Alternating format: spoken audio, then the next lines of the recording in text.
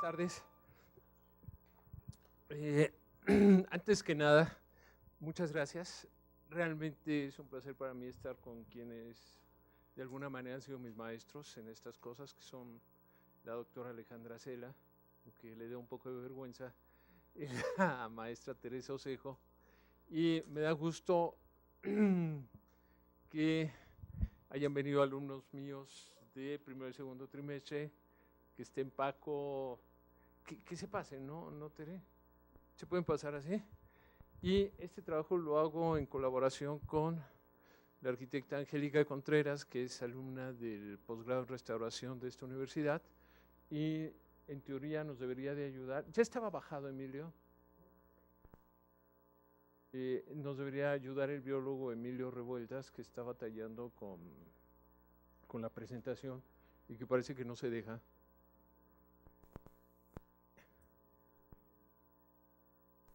No se deja.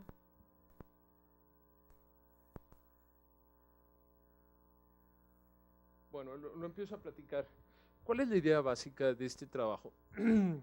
En nuestro país, sobre todo para los chicos que vienen de Chile y de Argentina, hay un decreto que sale al mediar o al promediar el gobierno del licenciado Vicente Fox, que establece que cierto tipo de poblaciones van a adquirir por decreto administrativo la categoría de pueblo mágico, lo cual conlleva, como bien decía el profesor que nos vino a hablar de Sinsunzan, lo cual conlleva una característica de presupuesto que otros pueblos no tienen, lo cual es bastante nocivo. ¿Por qué? Porque el decreto dice unos pueblos van a ser mágicos, otros pueblos no van a ser mágicos, y como no eres mágico no tienes derecho a tener cierto tipo de accesos de carácter administrativo. A diferencia de lo que ocurre en otros países, en el nuestro, el carácter de pueblo mágico no lo va a dar ni el Instituto de Antropología, ni Bellas Artes, ni la Secretaría de Educación Pública, lo va a dar la Secretaría de Turismo, lo cual ya de entrada conlleva, supongo, cada vez que vienen me regañan por eso, lo cual conlleva que todo pasado histórico, bueno, todo pasado histórico es una redundancia, que toda historia se enajene y se despersonalice en función del turismo, lo cual conlleva, por un lado, un conjunto de plagas, por otro lado, la creación de escenografías, más no reconstrucción de hitos históricos, y la canalización de un conjunto de elementos. ¿Cómo hemos sufrido con ese, Emilio? Ya está. Y la canalización de un conjunto de elementos que empiezan a ser más bien inventados que productos de la historia. ¿Sí? Entonces, de lo que vamos a hablar hoy es de esto, que esté Emilio en el computador, por favor, Noé.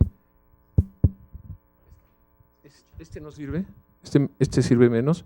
Ok, y que lo cambie. Entonces, vamos a platicar cómo nos dimos a la tarea de construcción de esto.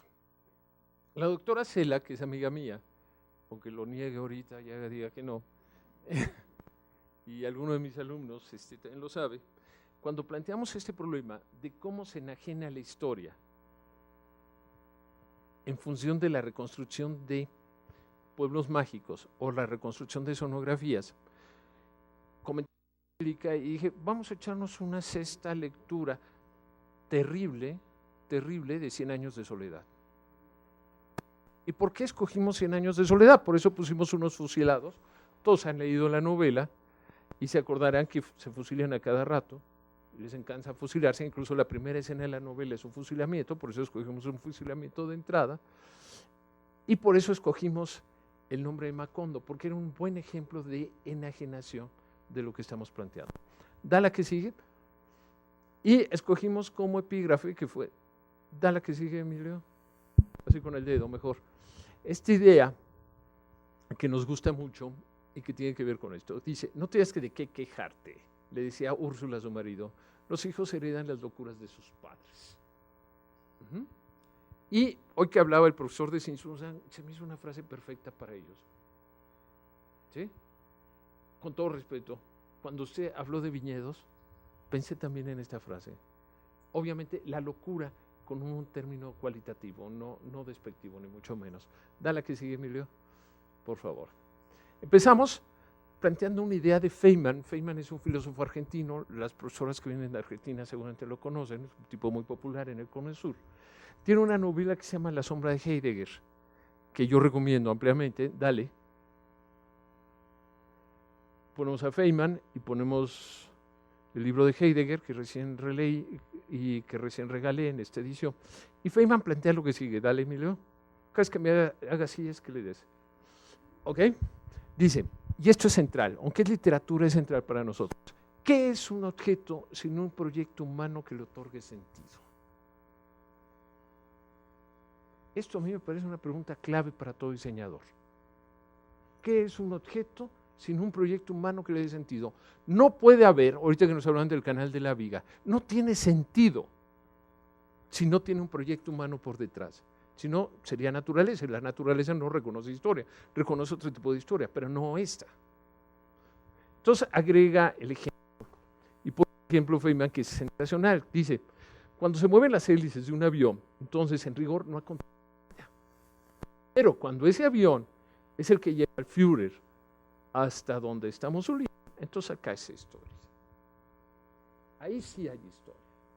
Incluso las corrientes historicistas dirán, allí sí hay un fenómeno. Dale. Y poníamos este como ejemplo. ¿No te brincaste una, Emilio? Ok, dale. Y pusimos esta nada más para decir, aquí sí hay historia. ¿Por qué? Porque todos venimos a la Huayna-Azcapotzalco y todos hemos pasado por aquí. Ustedes no lo conocen, profesoras de Argentina, pero esto es el pueblo de Azcapotzalco, que es muy cerca de la Huayna-Azcapotzalco y que alguna vez fue así. Y la foto se me hizo preciosa, por eso la puse. Dale. Y agrega Feynman, dice, el avión de Viena en historia, dijo, luego que tal vez ocupará en el futuro un lugar en un museo, e insistió en que el ser histórico del avión no tenía relación con el girar de sus hélices. No dependía de ese hecho, que en rigor no lo era, sino de la reunión que tendrían entre Führer y Mussolini. Allí sí hay historia. ¿Y cuál es el resultado? Dale, Emilio. Esto. Allí sí hay un elemento de carácter histórico. Entonces, ¿qué estamos diciendo nosotros? No podemos inventar el pasado, ni podemos hacer un decreto maravilloso que diga pueblo mágico. Dale, Emilio, por favor. Dice, lo hecho por Feynman plantea en otra forma un problema del ser para una nación que en su historia, y no solo para nosotros, sino para América Latina, cuya primer paso es la fundación de una utopía. ¿A qué nos referimos? Dale, Emilio. Nada más utópico en América que la evangelización. Es una utopía, es la destrucción de una cultura para imponer otra cultura, pero se plantea, y esto lo hablo en otros cursos, pero esto lo platicamos una vez, ¿sí? Y qué bueno que vinieron, Miguel, se planteó la realización del discurso del Apocalipsis de San Juan en esta tierra, que se iba a poder plantear un milenio en donde todo iba a ser como miel sobre hojuelas, y con base en eso destruyeron nuestras culturas indígenas, con base en eso aniquilaron a los indígenas en Chile y en Argentina, con base en eso colonizaron Brasil, o hicieron pedazos Perú. ¿Sí? Allí empezaba la utopía. ¿Y quién lo está recuperando muy bien? 100 años de soledad. ¿Qué decimos? Lo primero que hace, y mucho de la historiografía reciente, dale, Emilio, entre ellos Duverger y Braden, no es un gran libro de historia, pero es un libro que se va a hacer muy famoso, Crónica de la Eternidad, cuando Duverger, historiador francés, cuestiona que la verdadera historia de la conquista de la Nueva España la haya escrito Bernal Díaz del Castillo. Eso tiene que lo escribió Cortés. O Braden, que es un escritor inglés, a propósito de la celebración del 5º centenario del descubrimiento de América, publica este libro que se llama Orvindiano, en donde dice, América es producto de una invención y de la fundación de una utopía, que se aplica a todo lo que hacemos. E incluso no va a ser gratuito que aparezca siempre el Arcángel Miguel en una visión apocalíptica de la historia nuestra. Tú te acordarás muy bien doctora, no quisiste ir conmigo, fuiste con Tere, está en Huejotzingo. Dale, Tere te llevó, tú no quisiste ir conmigo. Bueno, muy bien. La utopía, ¿por dónde pasa? Por Michoacán. No, decías que es Insunza, no es Insunza, en Vasco de Quiroga. Sí, pero es Vasco de Quiroga, el amigo de Tomás Moro, que no es cualquier amistad. Yo puedo ser amigo de Miguel o de Abelardo, que están aquí presentes, y bueno, serán muy cuates. Pensaré en Michelle, sí, seremos muy amigos. Pero una cosa es ser eso y otra cosa es ser amigo de Tomás Moro. Plantean una utopía y el que curiosamente lo explica muy bien es Carlos Fuentes. Para ustedes, seguramente que vienes de Chile o vienen de Argentina, Carlos Fuentes es quizá de las mejores plumas que ha dado América Latina a lo largo de su historia. Dale, Emilio, por favor. Dice Fuentes, la utopía fue solo un puente ilusorio entre el geocentrismo medieval y el antropocentrismo renacentista. Inventó América, redireccionó el propósito de Europa, tanto la reformista como el contrarreformista, esto lo decimos Angélica y yo, y de este invento maduraron una parte importante del espíritu burgués. Ponemos una foto de Fuentes para quienes no lo conozcan. ¿Sí? Vale. Muy bien. Inventar el mundo, señalarlo, nombrarlo. Bien se ha dicho que América es más bien un proceso de invención antes que de descubrimiento, cuyo influjo sigue siendo latente, formando ya parte de nuestra propia personalidad. Y esto sí nos hermana con Chile y Argentina. Ustedes tienen el mismo problema. ¿Sí? Hasta el conejo, ¿cómo se llama el conejo de 31 minutos? Ese también lo tiene. Ok. La historia, en constante proceso de creación generacional, recurre al relato y en él interpela, un sinfín de vasos comunicantes. Y ponemos una imagen del Códice Tlatelolco. ¿Qué es lo primero que se trae? El libro. ¿Qué están inventando? El discurso de la palabra. ¿Qué están inventando? América. O que es del Códice Osuna, lo escaneó Emilio, en donde, con base en la palabra, pueden generar leyes y someter a los indios. Dale. Ok. De la utopía pasamos a la epopeya. Y muy claramente lo marca García Márquez. De su papá, que carga imanes y que descubre que la Tierra es redonda, pasamos al personaje central, que es el coronel Aureliano Buendía. Pasamos de la utopía a la epopeya, a la guerra. ¿Dale? Y a los fusilamientos. El libro empieza. Acuérdense, van a fusilar a uno de los Buendía y se acuerda cuando su papá lo lleva a conocer el hielo. Y dice, el hielo es el gran descubrimiento del siglo. A nosotros nos compraron así, nos daban canicas por oro. Dale, Emilio. Esto que era muy común. Mientras en un cuarto de la casa se leía Nostradamus, en la otra cuarto de la casa se cocinaba. Y así construimos nuestra epopeya. Dale. De la epopeya que pasamos a la concepción del XVI, a la concepción del XVII, a la concepción del XVIII y al siglo de caudillos, que refleja muy bien Aureliano Buendía y nuestro caudillo por excelencia, Porfirio Díaz. ¿Sí? Esta imagen es fantástica. Dale. Después, en una familia pasa todo. El padre hace uno, el hijo es caudillo, y Fuentes apunta. La saga de Macondo y los Buendía incluye la totalidad del pasado oral legendario para decirnos que no podemos contentarnos, Emilio, no te duermas, con la historia oficial. No podemos contestarnos con la historia oficial. ¿Y qué está haciendo Pueblos Mágicos? Someter la historia a la historia oficial. Documentada que la historia es también todo el bien y todo el mal que los hombres soñaron, imaginaron y desearon para conservarse y destruirse. La portada original de 100 años de soledad. Dale. La portada del libro de Krause, Siglo de Caudillos, un título excelente. Dale. Y no es gratuito que se reúnan. Es el doctor Enrique Krause, el Mario Vargas Llosa y David. Dale. Sí. Si ello pasa en nuestra historia, si podemos escribir aún más sobre ella, y para el caso existen notables recreaciones de hitos y hechos históricos, creando géneros y definiendo importantes libros, ¿qué ocurre cuando la historia oficial y presupuestada, esto es lo más grave, que accedemos, queremos ser pueblo mágico, ¿por qué? Porque nos dan un presupuesto. La historia importa poco, nos dan un presupuesto. Entra por decreto en la construcción de uno de los rasgos más insobornables de la historia, que es la arquitectura. Bien lo decía Salvador hoy en la mañana, bueno, teníamos que hacer calas. ¿Qué está haciendo historia? Pues está haciendo arquitectura y está recuperando algo que no se puede tachar como un documento. Dale, ponemos un ejemplo. Esto no lo podemos borrar. Dale. Ni esto es Huejotzingo también. Dale. Ni esto. Esto es en Oaxaca, es la Ascensión de la Virgen, es el convento Santo Domingo. Dale. Al ver que la vitalidad que ofrece la historia desencadena en aspectos centrales de nuestro ser, ¿qué sucede cuando ella se adhiere más bien a los programas de una sociedad administrada? El programa de los llamados pueblos mágicos se propone que siga Angélica.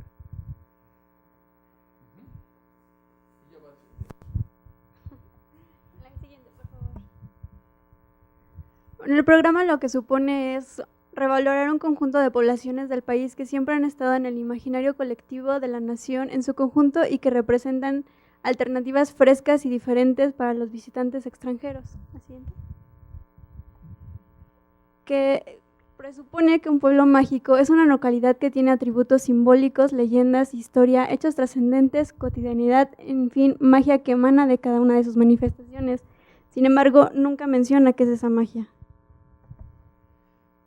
Además, bien tramposo, te robo el micrófono, bien tramposo. Dale, Emilio, por favor, te lo digo.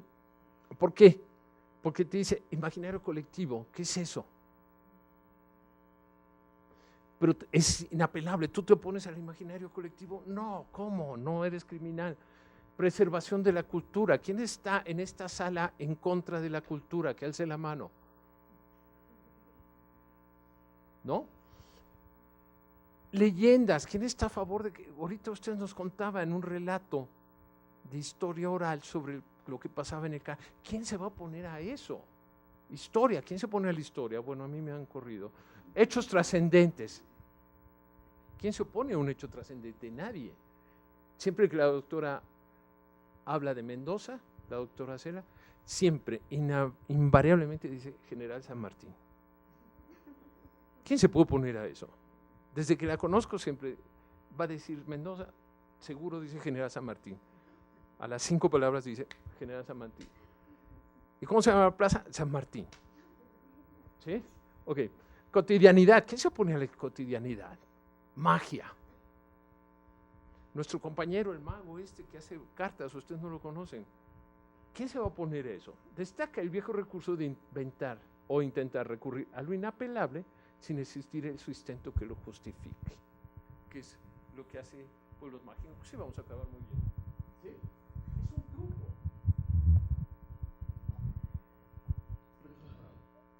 Y es precisamente esto lo que escribe García Márquez en Macondo, un pueblo mágico, ilusorio, que es a lo que están apostando estos pueblos mágicos, pero realmente ¿hay algún lugar en el país que no tenga todo esto, que no tenga leyendas, que no tenga historia? ¿Qué decimos? Pero bueno, regresa, Emilio, por favor. Lo que decimos aquí es central, ¿no? Decía, si a García Márquez le lleva a escribir uno de los libros más sólidos de las letras latinoamericanas para justificar la existencia de Macondo, quien haya leído Pedro Páramo, se quiebra la cabeza para justificar la existencia de un pueblo, Comala. Mario Vargas Llosa, ¿te acuerdas que lo íbamos a comentar?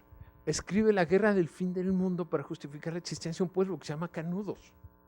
Y aquí dice el gobierno, si tienes magia, tienes leyendas, tienes esto y tienes lo demás, te doy presupuesto para que lo hagas turismo. Eso no puede ser. Dale. Dale. Perdón. Hasta llegar a esto, esta la bajé en internet, no he estado García Márquez nace en este pueblo que se llama Aracataca. Y de repente le borran el Aracataca y dicen, es Macondo. O sea, nadie duda del poder que tiene la novela de García Márquez. Pero de allí a que estos oportunistamente digan, aquí es, estamos a solo un paso. ¿Sí? Decir, pues es Macondo, pues yo soy el coronel Aureliano Buendía. ¿Sí? Dale, Sor. Que es justo lo que este programa está apuntando, crear fantasías que no existían en un pueblo, nada más con tal de conseguir un presupuesto que lo logra mantener en base a una escenografía que jamás existió en ese lugar. Y desaparece el feudalismo y el respeto al pasado, que también adquiere un carácter cualitativo. Se comienza a dibujar una peculiar geografía promovida en lo esencial por la Secretaría de Turismo, que aparte de que va creando fantasías, elimina ya el pasado que existía. Si no es turístico, ¿para qué lo quiero? Si no me va a dar dinero, lo elimino y hago un escenario que sé que me va a dar dinero, que sé que me va a funcionar y elimino todo el pasado que no me sirve. Dale, ve cómo dice el plan.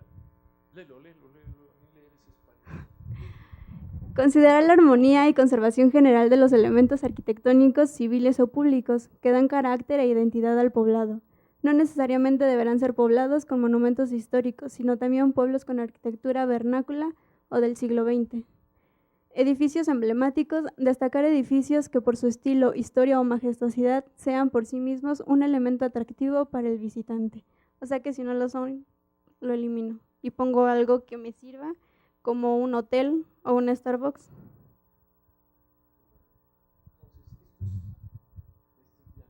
Ya como está muy lejos, no puede ser pueblo mágico porque no puede ver un hotel, porque está muy difícil el acceso. Dale. Esto era Teotihuacán. Felizmente Teotihuacán está cerca de la Ciudad de México y a lo mejor lo podemos considerar para el programa. Por esto que platicamos ayer con Saúl. Dale, Emilio. La resurrección del pensil mexicano, que está en Tacuba, pues no puede tener pueblo mágico porque pues está en Tacuba. ¿No? Ve. Este programa reconoce 83 pueblos, de los cuales reconoce un total de 24 conventos del siglo XVI, una de las vertientes de la utopía. No sabemos qué pasa con los 240 restantes y 17 pueblos mineros. 240 conventos en este país no tienen reconocimiento de pueblo mágico. Dale, Emilio. Destacan, sí, bueno, San Cristóbal, que ya se convirtió en lugar de hippies, ¿no? Tasco, para comprar platita. Malinalco, pues hay campo de golf. Cuitzeo, porque pues tiene un lago para las lanchas. Cholula, porque pues está la Universidad de las Américas. Pátzcuaro, pues ya nos vinieron a platicar. Papantla, porque está cerca de Poza Rica. Yuriria, porque está en Guanajuato. Bueno, Tepoztlán, etcétera. Pero, ¿qué derivamos? Hacer escenografías. Como vemos, este programa en papel suena muy bien. Eso de que recibas dinero por lo que tienes en tu pueblo suena maravilloso, pero no solo está excluyendo pueblos, está eliminando la historia de los que está considerando. Los está haciendo nido de turistas y está eliminando a las personas que vivían ahí desde un principio.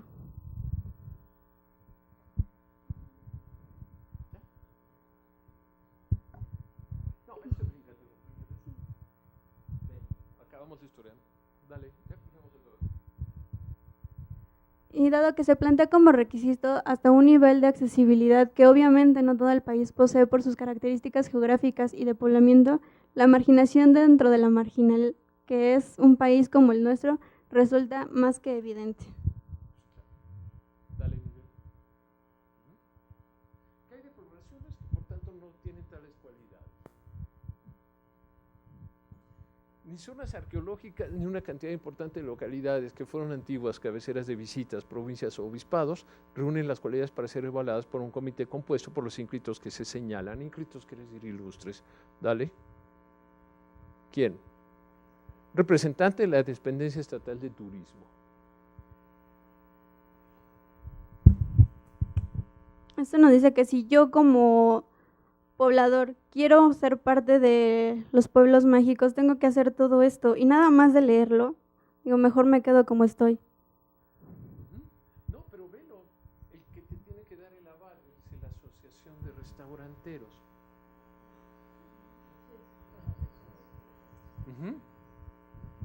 La cosa va mal, ¿no? Dale, Emilio, ya vamos a acabar. Tú te acordarás, Izmiquilpan. Estos arcos ojivales no entran dentro del programa. ¿Por qué? Porque Izmiquilpan está feo.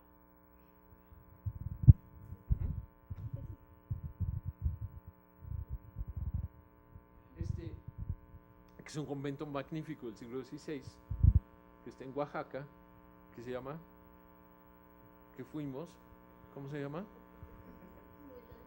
Yanhuitlán, exacto. No entra dentro del programa, ¿por qué? Porque difícilmente tienen el convento. Y no puede entrar el Jaya. Dale. Dale, Emilio. Ya, dale. ¿Qué pasa? Bueno, Luis González, pero queríamos terminar con una frase de Octavio Paz. ¿Termina, Emilio? Dice Paz. Y ya van a acabar el tiempo. Dale, Emilio. Ok. El hombre no es solamente fruto de la historia y de las fuerzas que lo mueven, como se pretende ahora. Es una crítica indirecta al marxismo. Tampoco la historia es el resultado de la sola voluntad humana, presunción en que se funda implícitamente el sistema de vida norteamericano. Termina diciendo Paz. Ya acabamos. El hombre, me parece, no está en la historia. Es historia. Ya. Acabamos. Gracias. Excelente ponencia.